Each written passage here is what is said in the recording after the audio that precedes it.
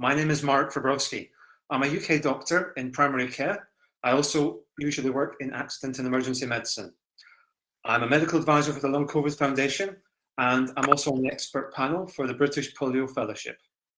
I have a special interest in post-viral syndromes and have first-hand experience of long COVID as a patient and also post-polio syndrome as a carer. Today's purpose of the meeting is to discuss new patient considerations of Vedicinals9, a new nutraceutical, which we've had really positive reports on from multiple long haulers. So without further ado, I'll pass you on to the other speakers today. Please, can you introduce yourselves? Go ahead, Ineke. Okay, thank you. Well, my name is Ineke van Gent. I'm from the Netherlands. I got infected with COVID in the first wave, so it was March 2020. I tried several things to recover. It was like a really big puzzle to solve. And finally, I got in touch with Joachim, and I tried Vedicinals. And today I want to share a little bit about my experience with Vedicinals. Perfect, thank you. Joachim, over to you. Yes, my name is Joachim Gerlich. I'm German. I was a retired businessman and worked the last decade on sustainable agriculture, organic farming, and developing nutraceuticals to improve the health of chronically ill patients or people around me. And in the beginning of the pandemic in 2020, me and my colleagues, many of them are biologists and professional therapists, we decided to do something about this COVID conditions. And we started very small on the Canary Islands where I live, and ended up a few months later in India with a very big companies, formulation development, about 35 research teams in raw material extraction, formulation development, preclinical trials, clinical trials. So we went the whole way in a nutraceutical intervention protocol to tackle COVID-19 conditions, acute infections, as well as preventing and treating long COVID. Perfect, perfect. Thank you for those introductions. Can I go over to you, Ineke? Do you want to tell us a bit more about what your symptoms were, what you tried, and what made you go for Vedicinals9? Yeah. How you are now? Yeah. Well, my symptoms, they varied a lot. It was like almost every system of my body or almost every body part was affected in a way. So I couldn't breathe. My heart rate was going up and down. I suffered real severe fatigue.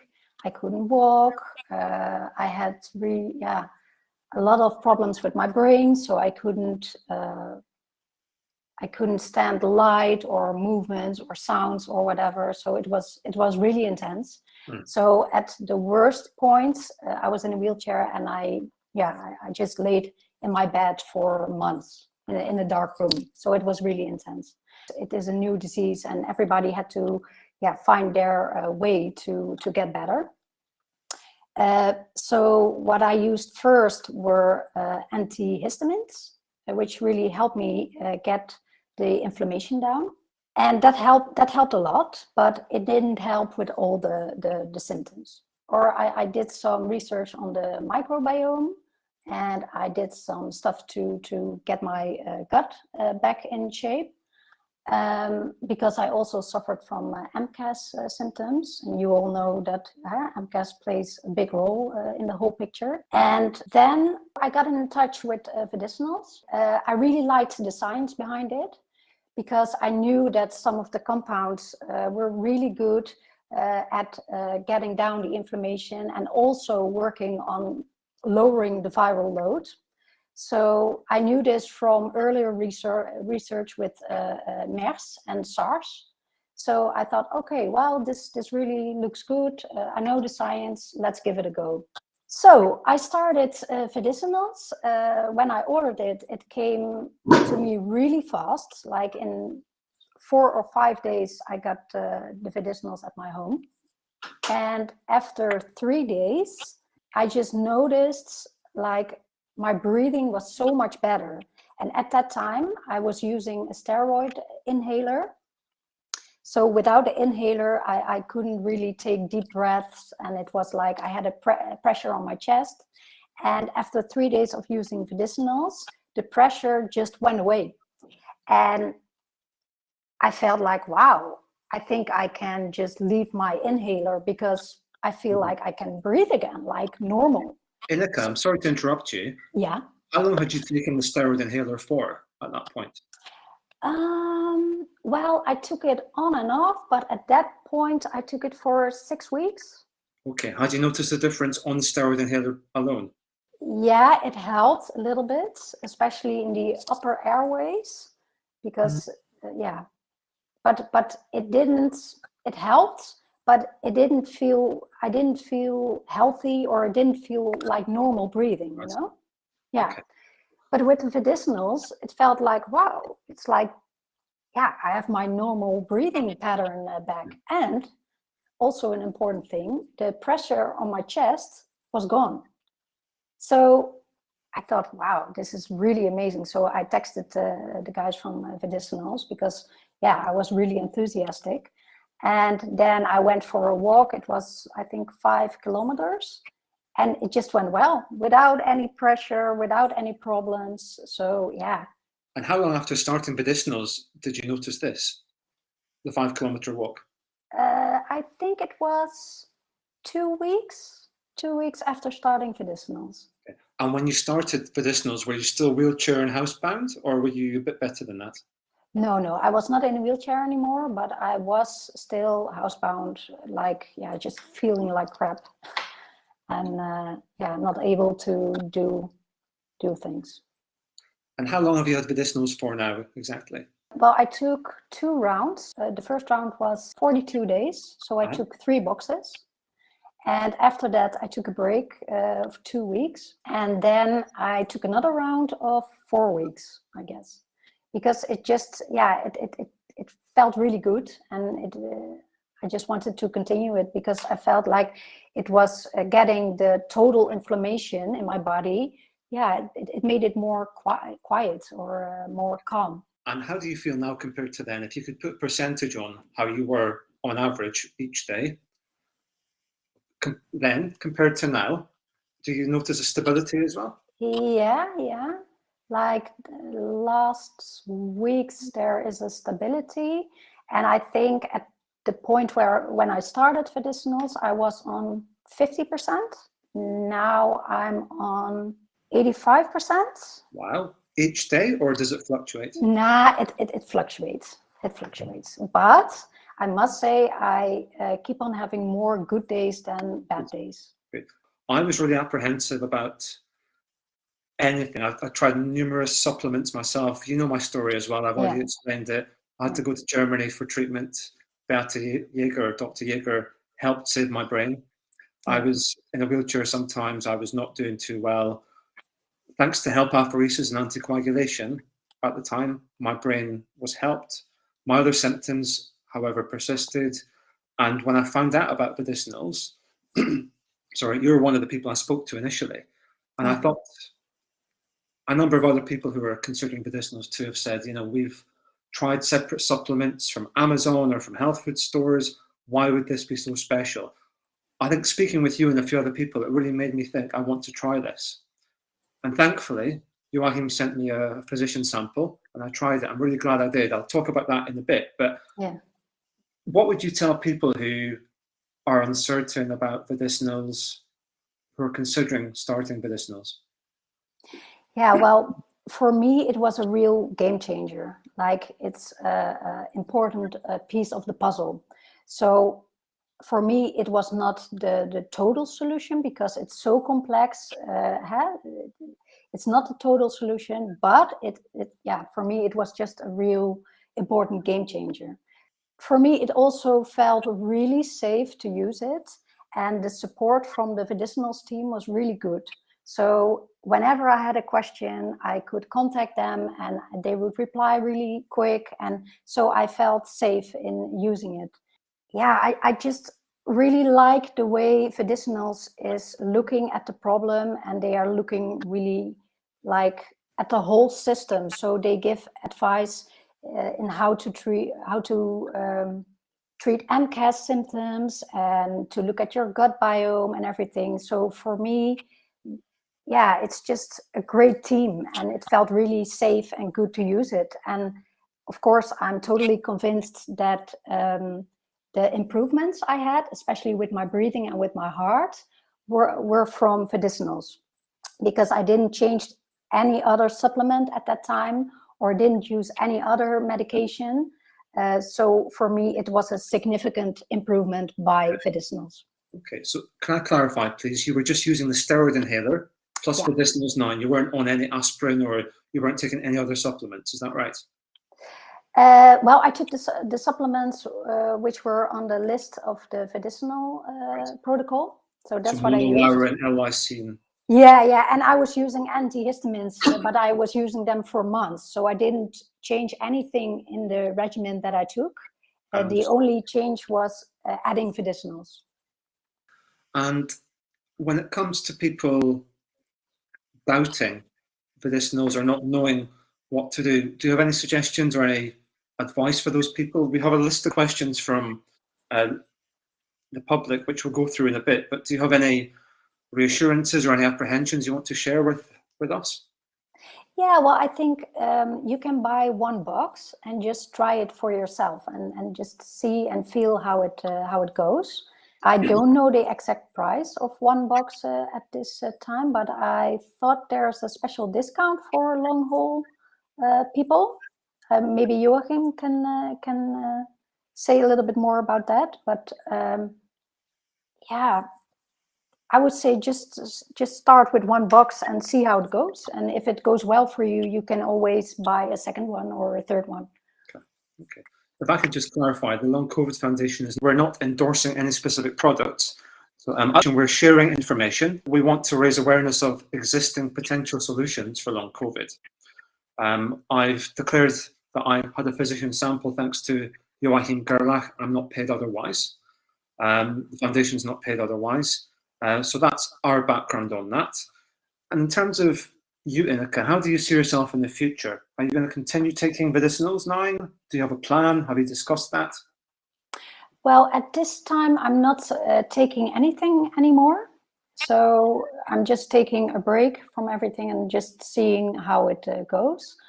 And that feels right for me at this moment. For me, it doesn't feel like I need to take it now anymore. So my plan is to just, pace myself and keep on doing things that help to calm my system, because I really feel like there's also a relationship with the vagal nerve.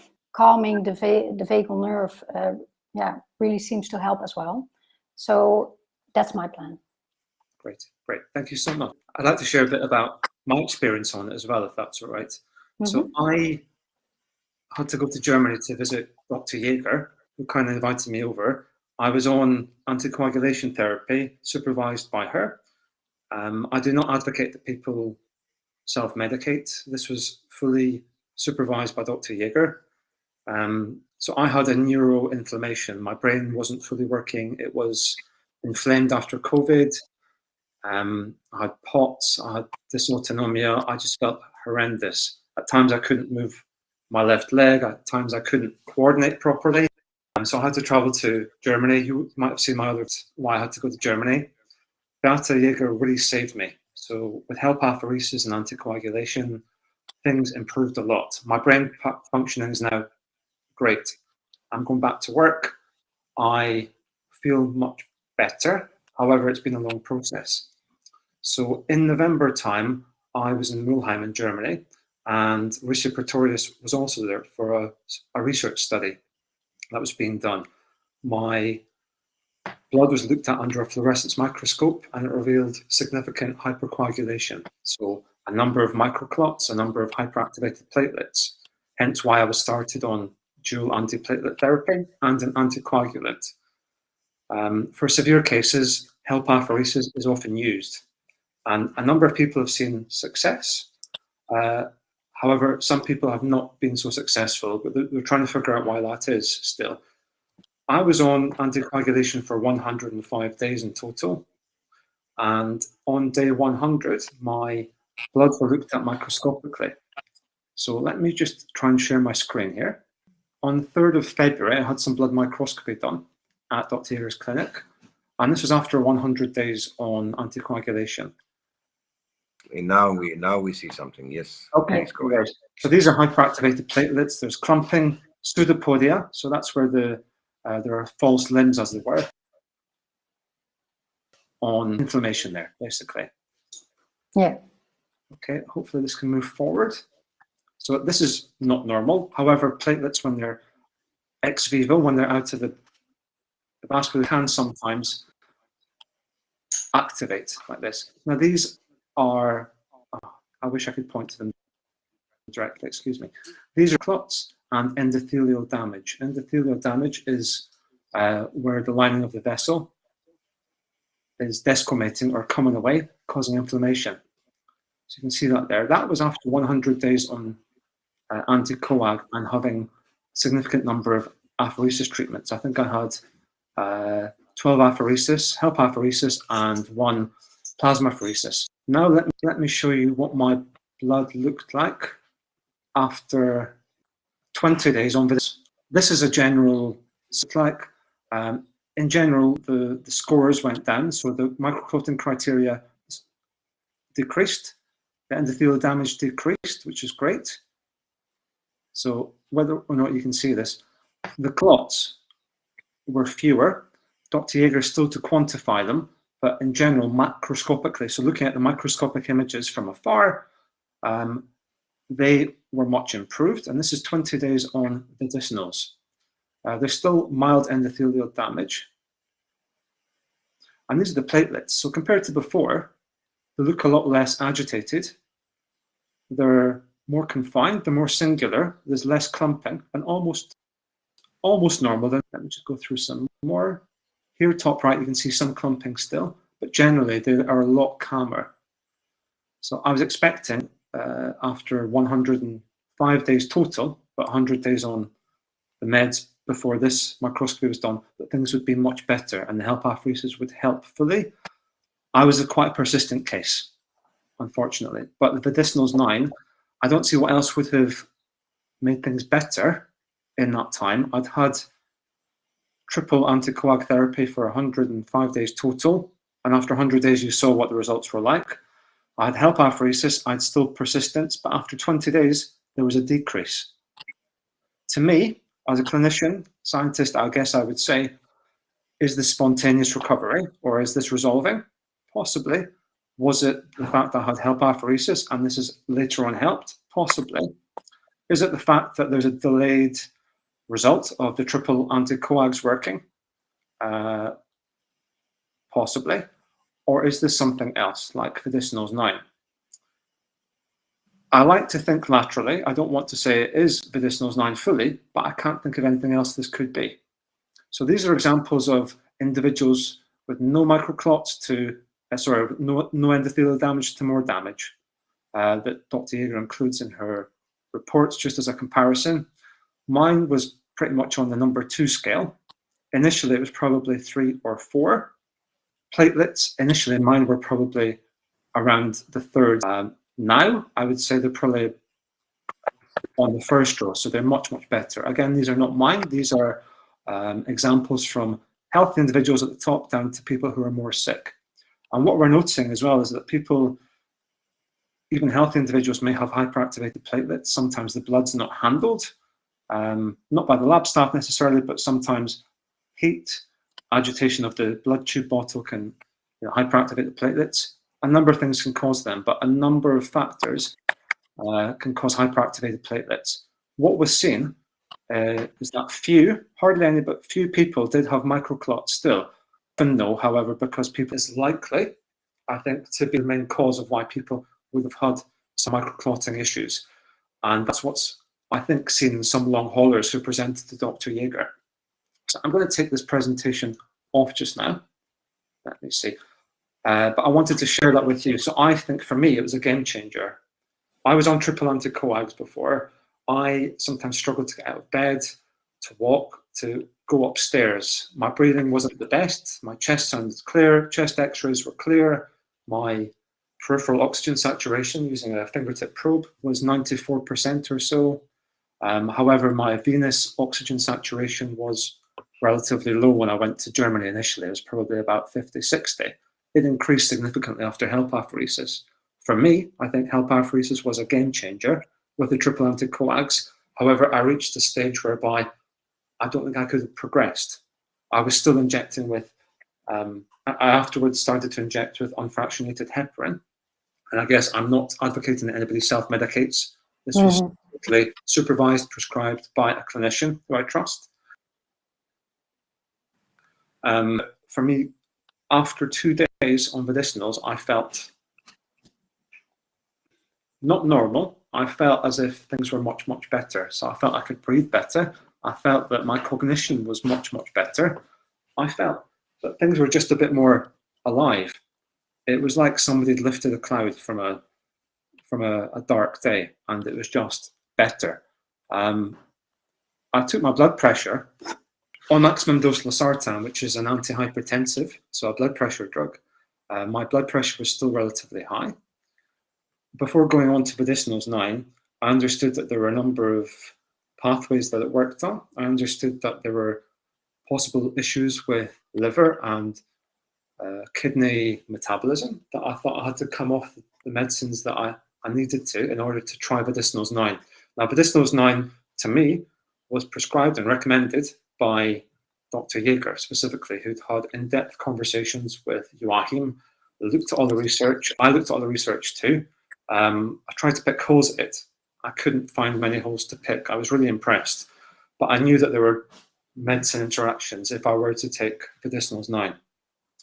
I stopped the losartan, and after 2 days on Vedicinals9 solely, my blood pressure improved significantly. Here, you'll be able to see the comparison.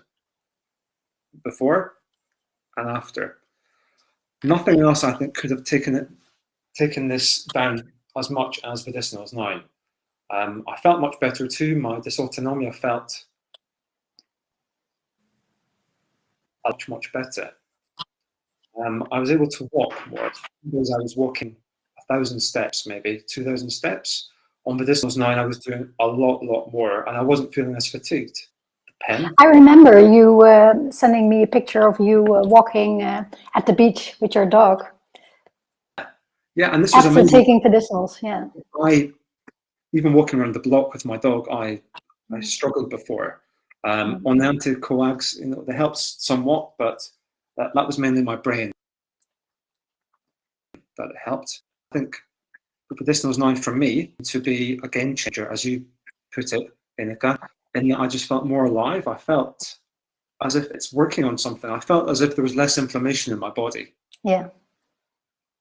I had the same experience. I had joint aches, I had my go. Did you experience that as well? Yeah, it just felt like an overall calmness in the body. Like it was before, it was really inflamed, and afterward, it just it felt so much better. Like you, not totally cured, but so much better. And were you taking half a bottle twice a day for that first 42 days? Is that right? No, I took 1 bottle just at once. Okay. Joachim recommended for me to take half a bottle twice a day for, I think, 28 days, and then have a 7-day break, and then restart it. And I felt really good. Yeah. I felt really good. I was many steps closer to getting back to work. I felt so positive. However, I went back to Germany, and Dr. Jaeger, with the best intentions, said that I think unfractionated heparin to be injected is the way forward. So many people have positive results on unfractionated heparin and continuing aspirin. So I gave that a go. It sent me back, however. I felt much worse. She told me to go on Vedicinals9, and after I stopped the unfractionated heparin and just stayed on Vedicinals9, and again, I just felt as if there was a breath of fresh air, as if there's inflammation. It's qualitative reporting, so it's not me saying specifically, I can show you this number and this is going down specifically. I can't do that, apart from with that microscopy. To me, it looks like the endothelial issues, so less damage and less activated platelets on Vedicinals9. Whether that's spontaneous resolution, whether it's apheresis eventually work, I don't think it was. I think it was Vedicinals9 personally. I'm looking at the science behind it. I mean, Joachim, you've done a hell of a lot, haven't you? You've invested a lot of money in this. I'll just explain a bit more about you. I have been doing charity for like 10 years now in many different fields, mostly related to like preventing chronic illnesses and correcting environmental damages. So it ranges from rainforest protection projects in Costa Rica, food forest, replanting trees, increasing biodiversity. On the islands where I live, we are having now large-scale agricultural projects where we are like reintroducing very old grains that like the treasure of mankind, really old grains that have been lost for years, and trying to replicate them to a degree so that we have reached now that degree that we can go on a semi-industrial size farming, all organic, and producing several nutraceuticals or supplements that can detox herbicides, enhancing micronutrition. So all that has not brought any money in at all. It is still all in the process of costing me a lot of my savings here. Yeah. And when we started Vedicinals, that was not planned to go to that scale.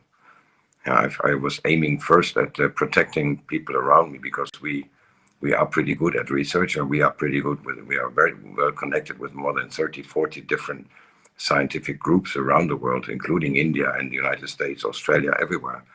And so that was a joint effort. It was not me by myself. I just coordinated most of it.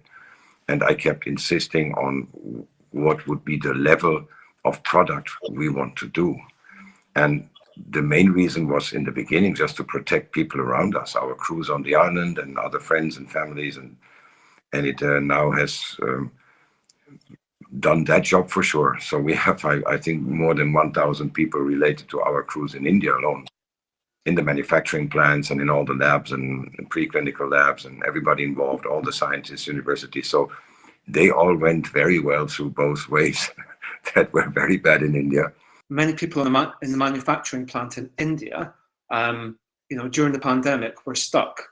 But you helped them, is that right? Look, in India, we went into, first of all, preclinical, but then also clinical trials on COVID-19, acute COVID-19 patients. 124 patients that received, half of them received Vedicinals9 plus some pharmaceuticals. And the other group got also pretty good pharmaceutical interventions, to antivirals and other medications to control the COVID-19 infection. So it is not that we are just randomly maybe hitting a little bit here and there on SARS-CoV-2. This formulation has been built from scratch, exactly to target viral replication. But not only that, we knew already from the beginning that if you just look into SARS-1, MERS, and other coronaviruses, you know that they lead to sepsis, they lead to inflammation, they lead to organ damage. So the amount of drug target pathways that we had to take into consideration was already at the beginning very vast. It was including mast cell activation, it was including hypersensitivity, antiviral, anti-inflammatory, organ protection, metabolic disorders, dysbiosis, protecting bacteria from being destroyed, maintaining balances, with the biggest emphasis on finding the best molecules. And then the next big step is to enhance the bioavailability to a point that they really work, which in most cases is not really given. Many of the molecules we have are known, but in each report you look at, and clinical trial report or whatever it is, you see that the efficacy on certain biomarkers cannot be reached because of the poor bioavailability. So that was our main two targets, was to solve finding the right molecules that work in synergy and increase the bioavailability of these natural substances so that they will work on the reported or at the aimed drug target pathways, which are by now more than 150. So it is not a coincidence if we can also stop viral replication. I might still challenge everybody out there in the industry to reach better results than we have. We are on 1.76 increase of cycle threshold in PCR tests per day at average.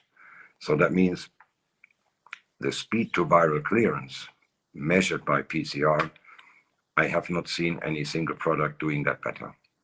I would love to see that because it would be helpful. I don't think at all in any competitive fashion. I think in this health crisis, there is no competition. There are only allies. This is probably enough. Yeah, we'll put a link to the Nutraceutical comprehensive PDF that you shared previously, just to show examples of what the trials have shown. But you've invested a lot of time, money, and research into this. Can you tell us, in terms of safety, what have you put into your R&D, your research, to make this a safe product? Yes, so before we even went into any preclinical trial means animal trials most of the time. So we went into different first in vitro trials, and we did a lot of computational analysis because that is quicker, and most of that was run parallel. So we had like more than 550 single computational analysis studies on the molecules and the target proteins, either on the virus, host cell receptors, or on different enzymes, you just name it. Then we went into in vitro trials, which for these molecules is not really, not in all ways representing what happens in vivo in the body, because these molecules get metabolized by our bacteria in the guts and in the intestine. So if you put them purely on a cell culture, that is not reflecting what happens. And then we went into animal trials in various different settings. I don't remember the exact number, but there must be around 70 preclinical animal trials that were done in a very upscale laboratory in India, with all the approval, FDA certified and everything. So we were looking at 4 or 5 different things. First of all, if you combine these molecules, what would be the synergistic effects between epigallocatechin and quercetin, bakelin and piperine, glycosylserine with luteolin, etc. So we were testing them in pairs and triples with each other in combination, different dosages on the animals, on different inflammatory markers to see which ones can be combined. We had more molecules in the selection beginning, so we kind of narrowed down the ingredients, and it became clearer and clearer that these 9 molecules, which is now being also confirmed by many other third parties in clinical trials and universities all over the world, that these 9 molecules are pretty much the let's say the Champions League of COVID treatment in the nutraceutical realm. A number of people have tried, not all of them, but a number separately, and not noticed much difference. Availability, that's the key factor. We have done a lot of experiments with the animals on both versions, like a normal powder version, just diluted in water, and then you have the formulation that we have for right now. And so the difference is like day and night. We get approached now by many integrative medics all over the world, and they say, look, when I want to try explaining them the molecules, they just laugh at me. They say, no, we know these molecules very well, but how the hell did you get that bioavailability? So they see it's working. So as long as it is safe, it doesn't do any harm, it is affordable, and it is working, I'm very happy to hear all that feedback. It doesn't work on everybody, it cannot. And I don't think that, even in your experience, we cannot say, yeah, but by taking this nutraceutical or maybe other nutraceuticals, you can alleviate all the problems and cure or help the body to recover from all these conditions.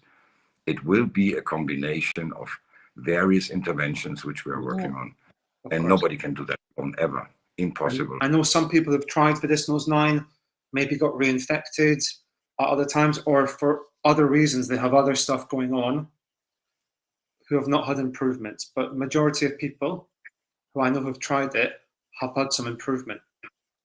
Well, I felt like Vedicinals really helped my body to recover more quickly. So for me, it feels like by stopping the inflammation or by lowering the inflammation, my body just got some space and some new energy to fix everything that was broken. Because I think if you have an inflamed body for so long, yeah, you have damage, you have to repair it. And for me, Vedicinals, well, at least it felt like it gave my body the space and the energy to rebuild.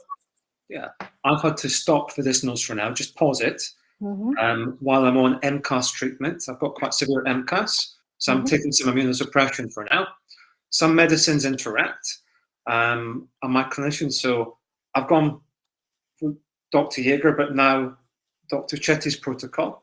He and Dr. Jaeger both recommend Vedicinals9. They've looked through the safety profiles, they've gone through all the research and what have you, and they both recommend it. I've gone through the research. I've spent a long time speaking with Joachim. I've tried it. It's helped me, but I can't certain MCAS meds and the steroids, what have you, too. So I've had to come off that.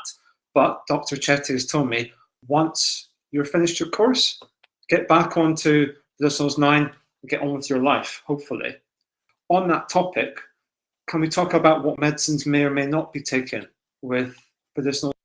There's two main ways that any nutraceutical, not only Vedicinals, any nutraceutical you take. If you take resveratrol or any other nutraceutical, it can influence the enzymes in your body that metabolize drugs or not metabolize drugs.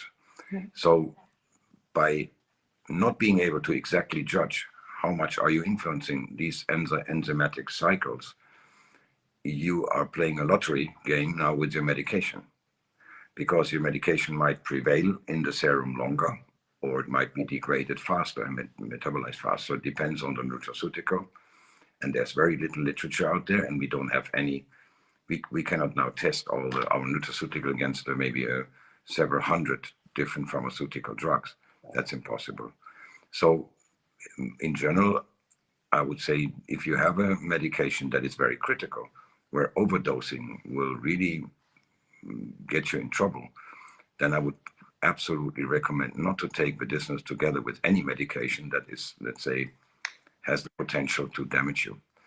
That is number one. So in general, I would, if you don't depend really on that medication, I mean, that is up to the doctors to decide. From our side, I say better not mix it with medication. That is the baseline. That's a good point. And go alternating. That is really a good idea. So we have now several doctors and clinics that go, okay, we use Maraviroc, for example, for 2 or 4 weeks, and then we do a panel, and then we use Vedicinals to clear up the rest or maintain whatever ground we have gained. Now, so that makes a lot of sense. Or apheresis, and now, as you know, with the Long COVID Coalition, we are putting in now anybody that we deem being capable of really contributing to the long COVID research, treatment, or diagnostics. We pull them now into these conferences, and then we start working groups in each field: thrombosis, neuroinflammation, cardiovascular problems, you just name it. And so now there will come in more producers out of the industry, be it pharmaceutical or other nutraceutical interventions or drugs that can help. So we will evaluate that, and hopefully some of the clinicians will then try to use those in a combination, like not in a direct combination, but in a combined alternating treatment. Where when something can be combined, okay, but if it cannot be combined, do it alternating. Yeah. And by doing that, we will probably column for column now build a protocol, depending also on the patient's history and on the conditions, where you have like a toolkit as a doctor, where you can say, yeah, okay, for this patient is so much problems with coagulation and newly forming microclots. Let's put him first on an apheresis and clean out the hole, and then maybe use Maraviroc, for example, to address the monocyte problem and calm down the endothelium, the fructokine pathways. And so like a stronger intervention first, to very targeted precision medicine. And then the rest you do with nutraceuticals for another month, and then do another panel and see what comes out. But then I think that you will, for the big majority, gain a lot of ground in long COVID treatment. Has been reported already. I mean, that's ongoing. It's not even a guess. A number of people take medicines even aspirin, for example, should not really be taken with Vedicinals9. I took heparin, for example, so I injected myself with heparin twice a day, but took Vedicinals9 under clinical supervision. So Dr. Yeager advised me of that based on my circumstances. A number of medicines are metabolized, excreted in the liver, the kidneys, and we need to be cautious. So we can't tell people, take it, don't take it. People need to make their own informed decision. I mean, it's not classed as a drug, it's classed as a nutraceutical. But we need to bear in mind that if the liver is metabolizing drugs, medicines, such as an anticoagulant, and if you take a medicine which is there to help inflammation and help block other pathways in the body, that might inadvertently cause the serum concentration of that drug to rise. For example, an anticoagulant. And if that rises too much, you get into bother. So it's best to either not take those medicines under supervision. So ask a doctor who you trust. You've also done a consultancy service for a number of people whereby you've looked at their medicines, told them what's safe, what's not. But ultimately, this has to be the person's own decision, an informed decision with their own clinician. Is that right? Exactly. We cannot give any medical advice. I will help in researching the interaction, the possible interaction between these kind of molecules and certain medications, and relay that back to the medical professional at the side of our client that wants to know that. Yeah. But I have to admit, it is very tiring because it is a lot of work. You get lists of 10, 20 pharmaceuticals and you have to look up everything. And there is a little bit of a difference if you look at the single molecules or look at the 9 combined. Sure. So they will work out different. So you don't have, there's not much literature on all these 9 molecules combined. I hope that in the next years there will be more literature on that. We've had some questions. So people, for example, take supplements like niacin and they don't feel well, or they think that Vedicinals9 doesn't work, or LDN, low dose naltrexone. Now there's many interactions. Low dose naltrexone, I've heard of people taking it together I take it also. Yeah. And tell me, Ineke, did you take it with Vedicinals9 or not? Yeah. I've been taking LDN for, I think, for over a year right now. And I figured, yeah, I could combine it and it was absolutely no problem. Okay, what dosage were you taking? 1.5 milligrams. Okay, that's interesting. I know somebody who's on 2.5 milligrams elsewhere who's quite petite, who was taking Vedicinals9, who felt really ill, lots of GI upsets, so had diarrhea with it. Looking at it, I think the explanation was, discussing with Joachim, was that it's probably an interaction. They work on the same pathways, the toll-like receptors, and it's probably a case that you need one or the other. I'm glad it's working for you. I can't really comment on if it's the right thing, but I would say, I don't know if Joachim agrees with me, it's probably working on the same receptor, so you might just need either Vedicinals9 or LDN. If you want to combine something with Vedicinals, then it would be something that Vedicinals is not covering well, which there are things, Vedicinals cannot cover everything. So if you say, okay, I want to address SIRT1 or some epigenetic settings, which is a useful thing, and you might want to go to resveratrol, or if you go like, I want to go and enhance NAD+, so you might want to look at nicotinamide riboside, or you want to look at glutathione supplementations. If you add something, then why not add something that is really enhancing broadband width of what Vedicinals is doing, and not hitting, hitting on the same mechanisms, which might be a good idea, but it's not really necessary. Yeah. Because I think that in the long hauler conditions, the microglia activation is probably one of the biggest factors, and so that is what LDN does. But if you look at the, we just have finished now a laboratory trial on macrophage activation and glia activation with Vedicinals9 as a whole suspension, as we have it now as a product on animals. And I don't have the written results yet, but I got a very enthusiastic call from the laboratory. So I think that the glial activation looks good, that there is something happening in the beneficial direction. Okay. So my advice would always be like, why add more things that do the same? Maybe it's necessary. Maybe Vedicinals is not good at that pathway, not good enough. if you ask my opinion, that's why we have on that list some suggestions of at least some supplements that we have gotten reports on that they work well. Flushing niacin or pure niacin is a phenomena, because I think it's a good thing to take for many people. It has, I see from the long hauler groups, a lot of good feedback on niacin and melatonin. But the moment you combine it with Vedicinals doesn't work anymore. So it took us a while to figure that out. And so there was large groups that were ordering Vedicinals that were all these niacin groups.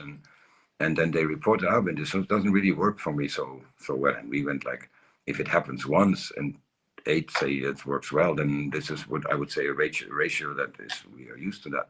But if you get like 10, 20 people feedback, it doesn't work, then me and my partner, we went like, no, there's something wrong there. And we told them, can you please drop the niacin? And then they dropped the niacin, and then all of a sudden medicinal starts to work. Okay. So that is just pure experience. So if you take niacin, don't do it while you take it Vedicinals. You have to take breaks anyhow from Vedicinals. So do the niacin in these breaks. Nothing will happen. We'll be just fine. Looking at the back of the ingredients, it says arachis.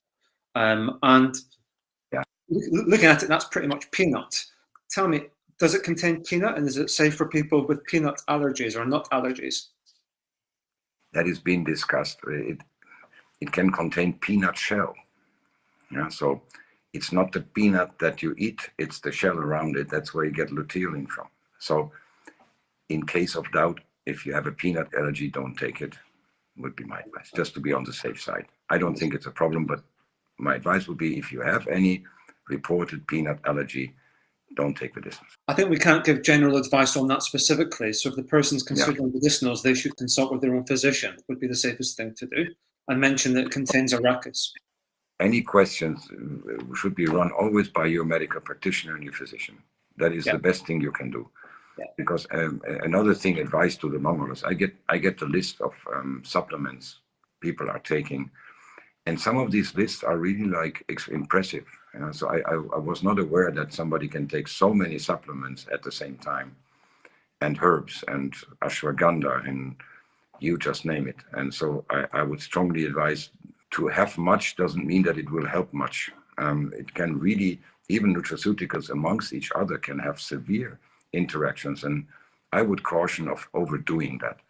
Always go step for step, have a system behind that, start look where you want to address your problems. I know that many doctors don't really provide assessment of the situation by doing all the blood panels and doing all the right diagnosis.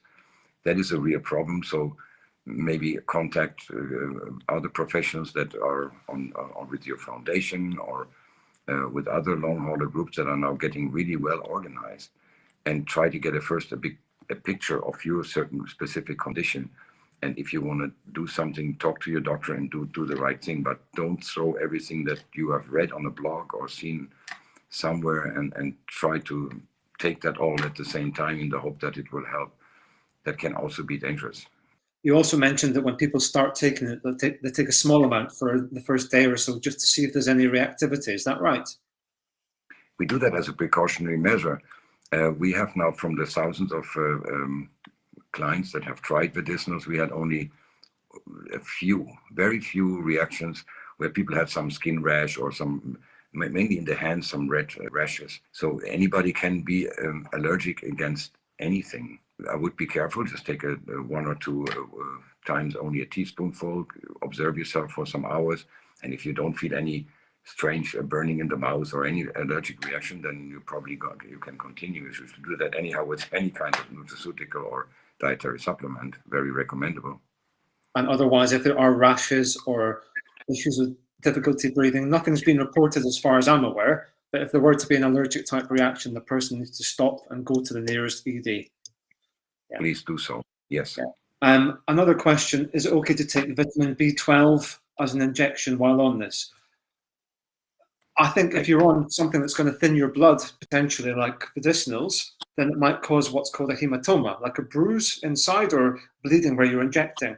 So I would say discuss with your doctor. There's other methods of taking B12 if it's been recommended clinically, such as orally, or if the person's getting a different injection, then maybe intravenously.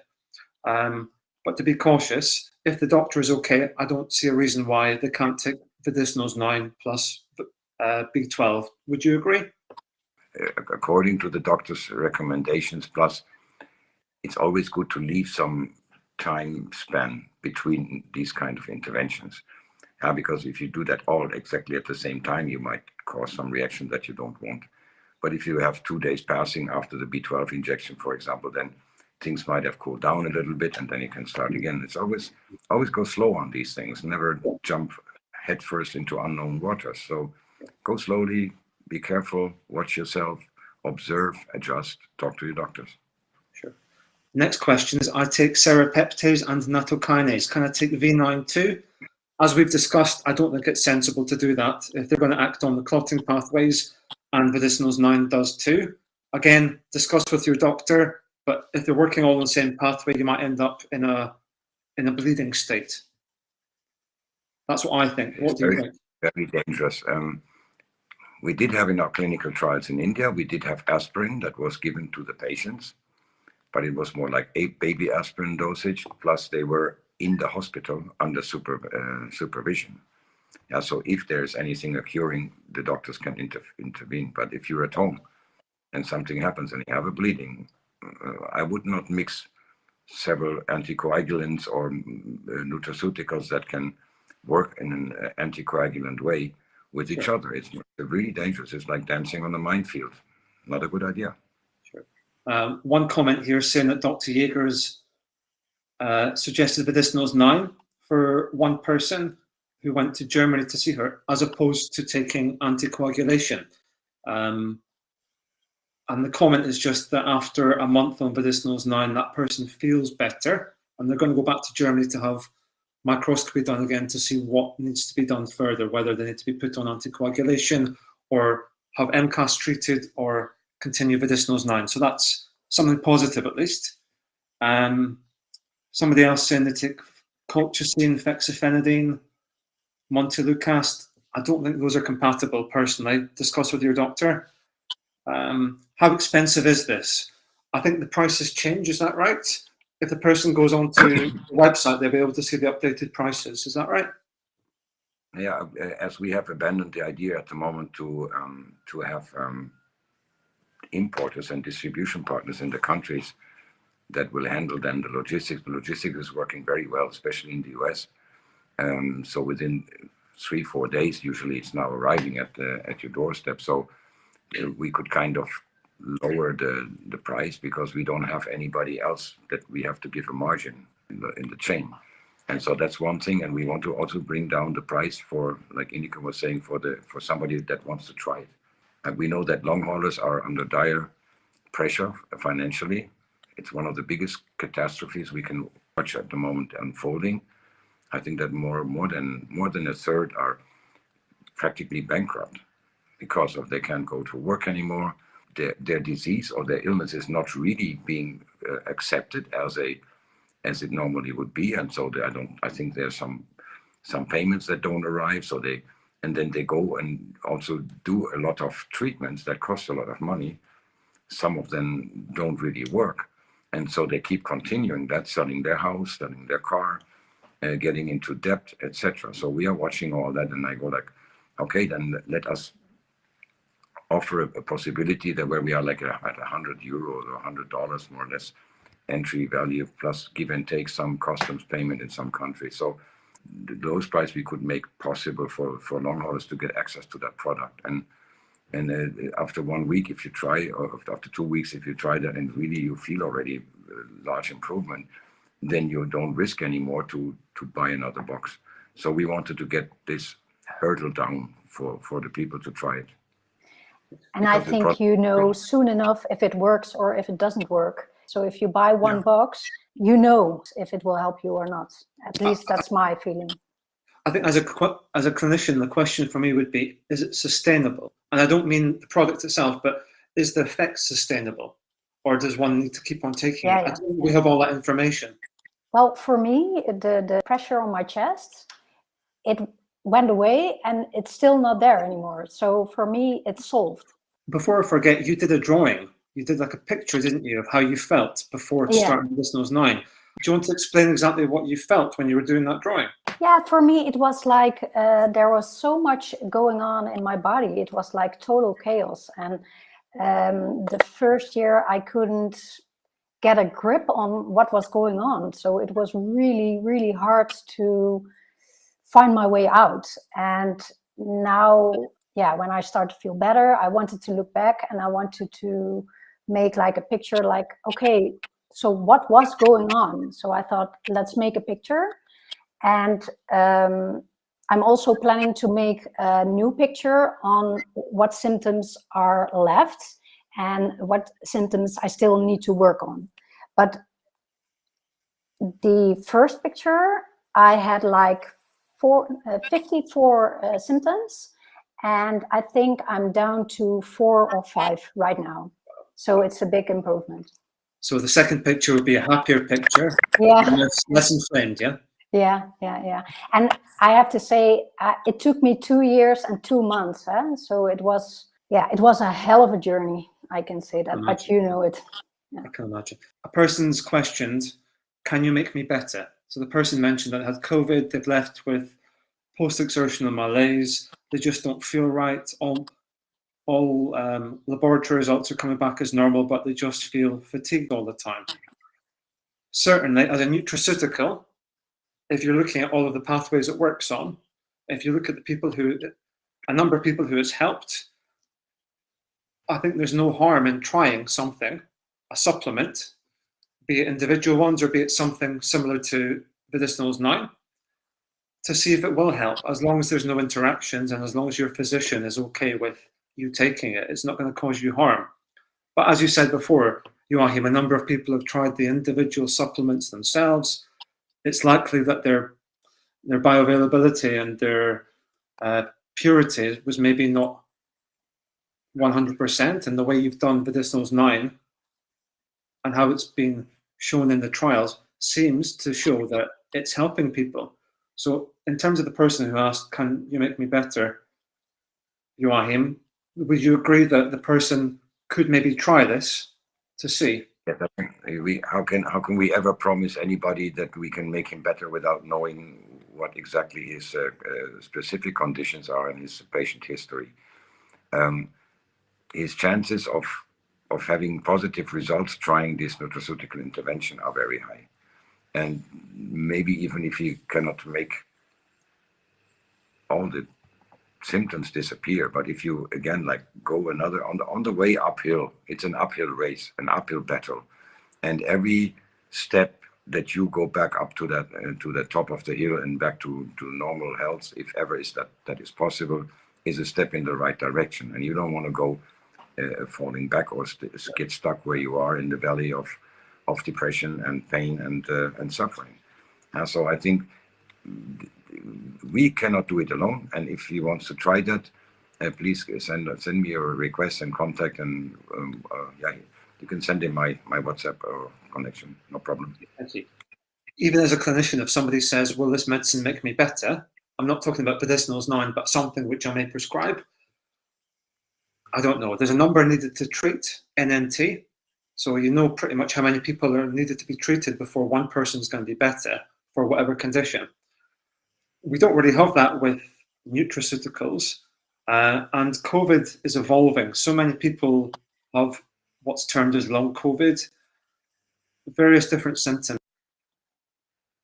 Inika said you had 54 now, which is still not great, Yeah, but 4. before. We can't promise things, even as clinicians, we can't promise. So I guess you can't promise someone's going to recover, but you would hope that somebody would notice a benefit. And the next question this leads us on to is, should I take this as an antiviral prophylactic? But in India, we are actually certified as a treatment for COVID-19 antiviral, also for acute COVID-19 infection. And if you look at the moment, there's so many long haulers that had Vedicinals at home and they got reinfected in this Omicron wave. And I think they were all pretty happy to have that at hand. So you want to have that near you, just in case, even if it's just about a couple of bottles in the beginning so that you have something at home. Look, I don't go anywhere without that. My family, when we go somewhere, we locate we always have our enough boxes with us, just in case. So you cannot prevent infection, and you can't do much prophylactic. Eat good, yes. See that you have your whole body from micronutrition, probiotics, and your biome, that you are healthy, that you go out into the sun, that you have your vitamin D, zinc levels in order, and just live as healthy as possible lifestyle, so that when you get infected with COVID, you are not going to be hit down to the floor fully.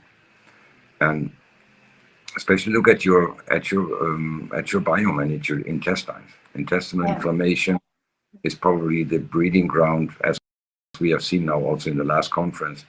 The virus is even infecting directly your bacteria in your guts and replicates in your bacteria in the guts. So that is now a new finding that we all have to come to terms with, because it is a game changer in the way of how to think about treatment. You know?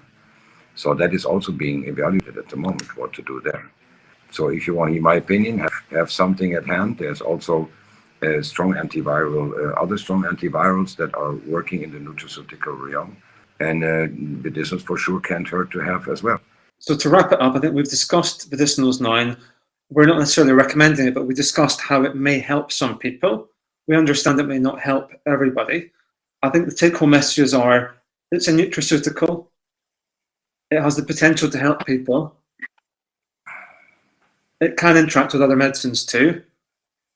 If people want to try it, they should maybe read up on the nutraceutical compound a link to at the bottom of here, and they should make an informed decision combined with their own doctor.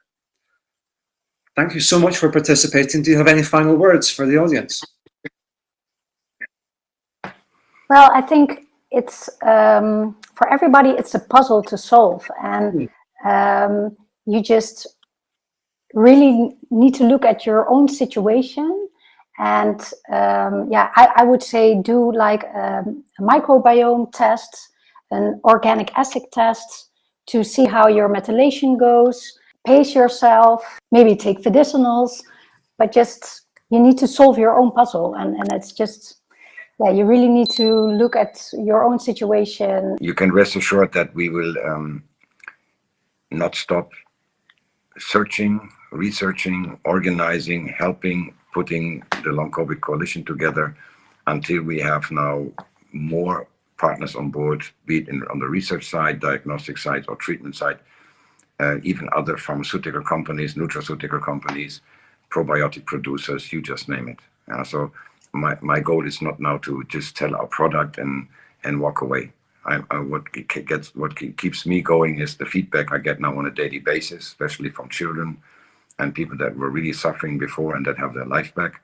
So that is the most rewarding part of that. But I see that we can't do it alone. We need help, and we need other partners. So next Saturday on the 22nd of May, everybody invited to look at the to participate in the next coalition conference, which will be on blood coagulation.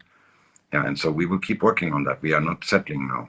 I think this has not been sufficiently analyzed, researched, and not enough solutions are there. We are part of it, hopefully, and will continue to be part of that. And we are now reaching out for other people to join in and help.